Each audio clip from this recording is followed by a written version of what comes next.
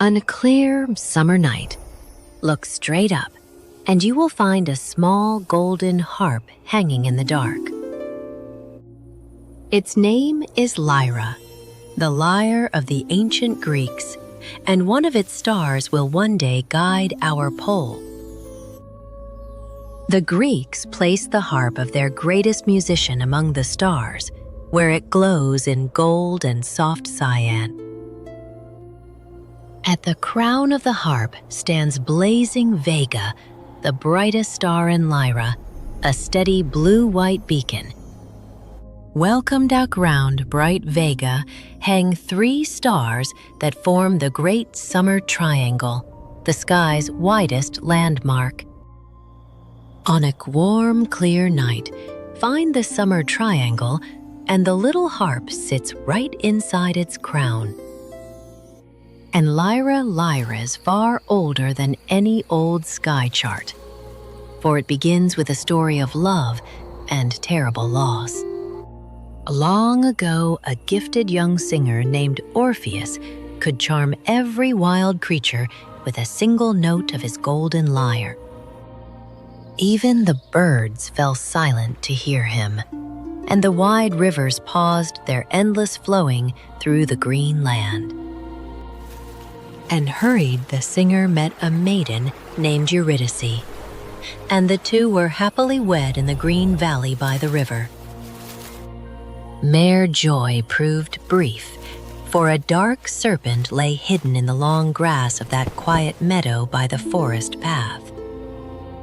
The serpent struck, and poor Eurydice fell still upon the grass before Orpheus could ever reach her side in time. And hurried wept until his songs turned to silence. Then he made a choice no mortal had ever dared before. He would walk down into the underworld itself and bring his beloved back up to the warm, living light of day. On he sank through cold mist and past stone ledges into a cavern lit only by distant burning torches. Warm, the great river Styx rolled black and unending before him, its dark waters mirroring the torch gold above. And sooty figures gathered around him in the mist, drawn by a strange, tender music the dead had never heard before. And hurried stark king of the underworld heard him, and for the first time, a great god was moved to pity. And hurried stern lord of the dead set one hard condition, and eager Orpheus agreed without hesitation.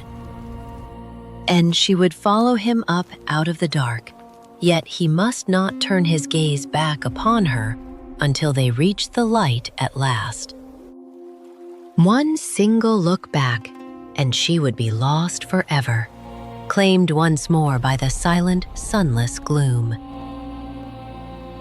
Unhurried doorway of light was near, and doubt crept into his heart like a cold whisper of the dark. And hurried as could not hear her footsteps, and then, in that terrible silence, he made the fatal choice to turn back.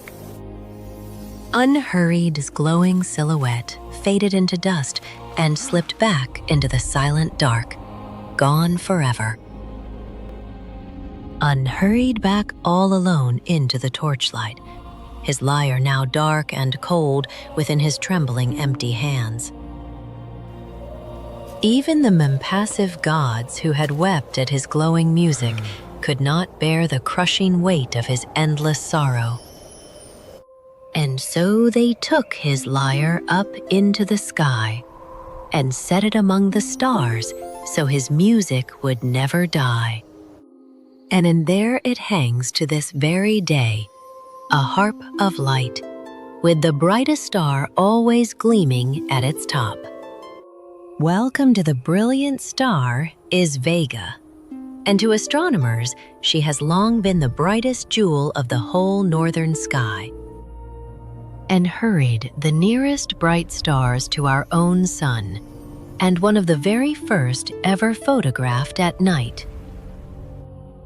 Vega burns about twice as hot as our sun, and it spins so fast that it is stretched quite thin at its middle. It is so bright that for many long centuries it was the very standard by which all other stars were measured.